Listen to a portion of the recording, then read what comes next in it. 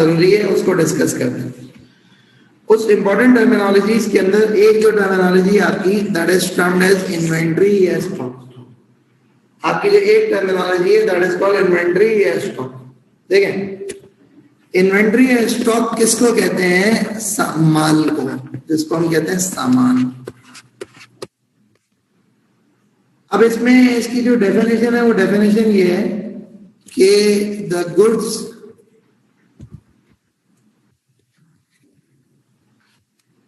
used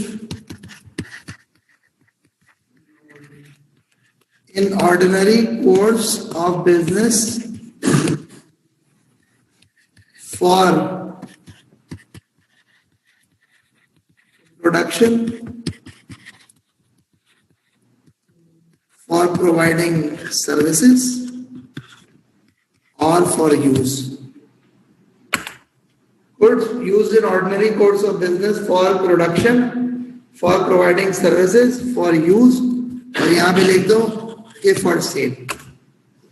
मैं repeat कर रहा हूँ, इन्वेंट्री या स्टॉक किसको कहते हैं? इन्वेंट्री या stock are those goods which are used in the ordinary course of business for production, sale, providing service or use।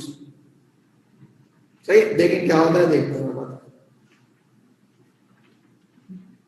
अगर मैं इसकी डिस्कशन करूं तो देखो मैं आपको एक्सप्लेन करता हूं। मैंने कहा इन्वेंट्री क्या चीज होती है? Inventory goods used in ordinary course of business. Ordinary course of business रोजमर्रा का जो काम है, आम काम है। अगर उसमें कोई भी सामान इस्तेमाल होता है फॉर प्रोडक्शन, मतलब मिसाल दे रहा हूं, देखो थोड़ी सी बात सुनना। एक रोटी बनाने वाले की दुकान है, तंदूर की दुकान है। वो तंदूर वाला क्या करता है? आटा रखता है। वो आटा क्या है? वो आटा इसलिए इस्तेमाल होता है कि उससे रोटी बनती है।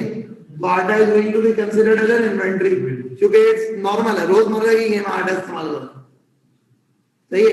एक और चाय का होटल है, सुबह नाश्ता बेच रहा, अंडे इस्तेमाल करता है, तो दैट अंडे is going to be inventory. सही है। पराठे बनाता, आटा इस्तेमाल करता है, that atta is going to be inventory. अच्छा भाई, उसके अलावा जो है क्या बोलते हैं, चाय बनाता है तो चाय की पत्ती इस्तेमाल करता है, चीनी इस्तेमाल करता है, दूध इस्तेमाल करता है, ये सब इन्वेंट्री में आएगा। क्यों? They are used for production. अगली बात, हर वो चीज जो प्रोडक्शन के लिए इस्तेमाल हो उसको इन्वेंट्री कहेंगे। नंबर 2, हर वो चीज जिसको बेचने के लिए रखा हो उसको भी इन्वेंट्री कहेंगे। मतलब एक जनरल स्टोर में चले जाओ, उस पर जो सामान पड़े तो इन्वेंट्री। एक जनरल स्टोर में नहीं जाओ, बड़ी दुकान पे चले जाओ, कपड़े की दुकान पे चले जाओ, जितने कपड़े लगे हुए सब इन्वेंट्री। उसके अलावा आगे बढ़े, एक इलेक्ट्रॉनिक स्टोर पे चले जाओ, जितने इलेक्ट्रॉनिक गुड्स हैं वो सब इन्वेंट्री। जितने इलेक्ट्रॉनिक गुड्स हैं सब इन्वेंट्री। क्यों? उनका रोज का काम बेचना। फॉर प्रोवाइडिंग सर्विसेज, देखो समझता हूं, आप बस में सफर कर लें या ट्रेन में सफर कर लें या जहाज में सफर कर लें, मेजॉरिटी बसेस के अंदर जो ना अब वो दिया जाता है, अपना पानी पिलाया जाता है, कोल्ड ड्रिंक पिलाई जाती है, कुछ खाने पीने का सिस्टम दिया जाता है, छोटा मोटा चिप्स विप्स एक्सेट्रा कुछ इनको। सही है। कोई थोड़ा सा लंबे में चले जाओ तो जो ना कोई बर्गर्स भी दे देते हैं। सही है। अच्छा, ट्रेन में जाओ तो अगर आप अच्छी ट्रेन में सफर कर रहे हो, ग्रीन लाइन में, तो नाश्ता, दोपहर का खाना, रात का खाना सब आता। सही है। अच्छा, फिर उसके अलावा आप जो है अगर प्लेन में सफर करो तो प्लेन में भी सब कुछ आता है। तो मतलब यानी कि मैं गया था यहाँ से लंदन, तो उसमें पहले कतर पे थी फ्लाइट, कतर पे रुकी, कतर पे उतरे, फिर उतर के दूसरी फ्लाइट में चढ़े, दूसरी फ्लाइट में चढ़ के आगे लंदन तक गए। तो उसमें कराची से कतर तक जो ना एक खाना खाया, शायद 3.5 घंटे की फ्लाइट थी, कितनी थी। फिर कतर से लंदन की 9 घंटे की फ्लाइट थी, उसमें 2 खाने खाए और बहुत अच्छे किस्म के खाने। सही। अब कहने का जो मकसद है ना, वो कहने का मकसद इस तरीके से कि ये क्या चीज होती है, ये आपके पास जो ना, ये इन्होंने जो पानी पिला रहे हैं, जूस पिला रहे हैं, बिस्किट्स दे रहे हैं, उसके अलावा जो ना क्या बोलते हैं कि कोल्ड ड्रिंक पिला रहे हैं, कॉफी पिला रहे हैं, चाय पिला रहे हैं, एक्सेट्रा, ये सब क्या है? इन्वेंट्री। क्यों? क्योंकि उन्होंने अपनी सर्विसेज प्रोवाइड करने के लिए सब कुछ रखा हुआ। हमारे पर्सपेक्टिव से देखो तो white board markers, dusters, they are all gonna be considered as inventory. यहाँ क्लियर? या फिर इस्तेमाल के लिए, मतलब रोजमर्रा की जो चीजें छोटी मोटी इस्तेमाल के लिए होती है, that is also going to be inventory. मतलब मिसाल दे रहा हूं आपको, अब ये हमारा कॉलेज चल रहा ना, कॉलेज में चाय पानी चलता है, सबका चाय, टीचर्स को चाय सर्व होती है, तो दैट इज कॉल्ड इन्वेंटरी। तो चाय पानी हम करते हैं, दैट इज कॉल्ड इन्वेंटरी। यहाँ लग क्लियर? अगली बात, एक और टर्मिनोलॉजी है which is called trade receivables और डेटर्स।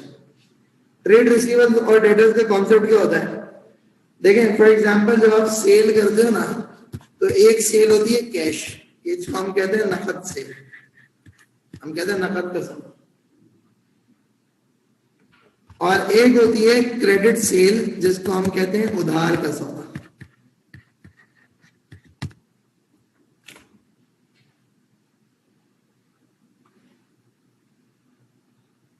सही?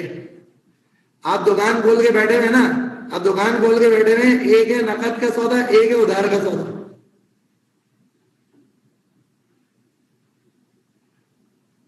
सही? एक है नकद का सौदा, एक है उधार का सौदा। सही है? तो जो नकद का सौदा है उसमें समझना है। जो उधार का सौदा है, अब मिसाल है, मेरी दुकान है, आप मेरे पास आ जाओ, आप कहते हो भाई ये 500 रुपए का सामान दे दो, ये 5000 का सामान दे दो, 1 महीने बाद पैसे दूंगा। मैंने कहा सही है। अब मैंने आपको दे दिया उधार, मैं हूं बिजनेस, मैं अपनी कर रहा हूं अकाउंटिंग, मेरी अकाउंटिंग में आप जो ना, आपको कहा जाएगा डेटर। आपका दूसरा नाम है ट्रेड रिसीवेबल। ट्रेडिंग करी ना मैंने आपके साथ, आम काम किया ना, उस कारोबार में मैं आपसे पैसे मांगता हूं, तो कारोबारी पैसे जिससे मांगते हो ना, उसको कहते हैं ट्रेड रिसीवेबल। सही है? तो यानी कि बेसिकली जो है क्या बोलते हैं, ट्रेड डेटर या ट्रेड रिसीवेबल किस बंदे को कहा जाता है? जिसे उधार दिया है। तो हमने जिसे उधार दिया है, that is going to be considered the trade receivables और डेटर्स।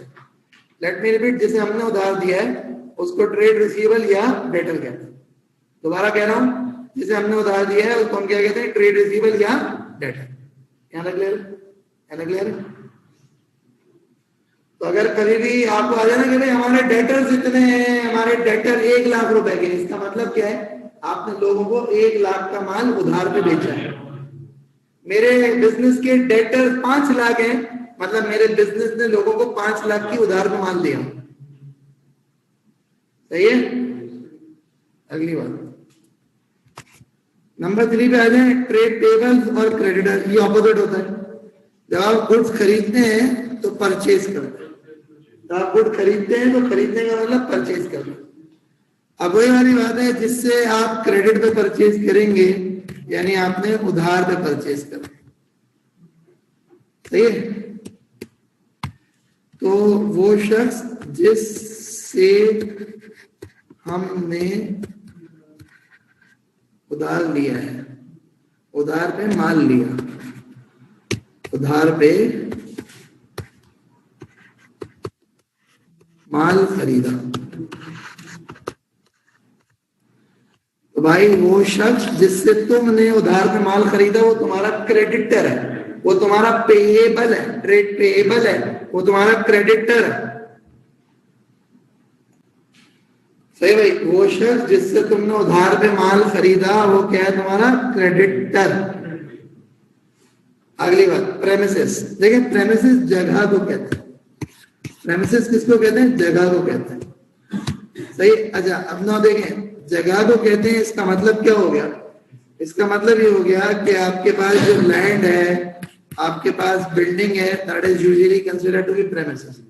तो अगर वर्ड प्रेमिसेस आए तो प्रेमिसेस का मतलब क्या होता है? जगह।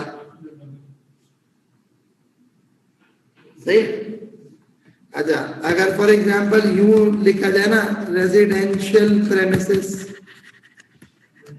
रिहायशी जगह, बिजनेस प्रेमिसेस, कारोबारी जगह। सही है? बात समझ में आ गई? एक और चीज है जिसको हम कहते हैं फिक्सचर्स एंड फिटिंग्स।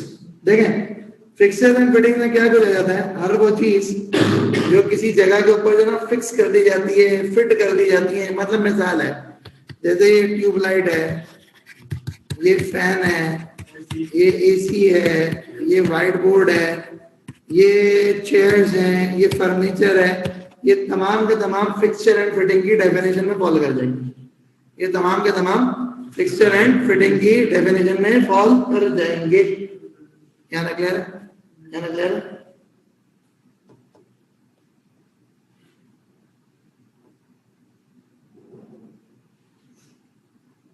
सही भाई? ओके, ये क्या हो गया सर? ये हो गया फिक्सचर एंड फिटिंग। क्लियर हो गया?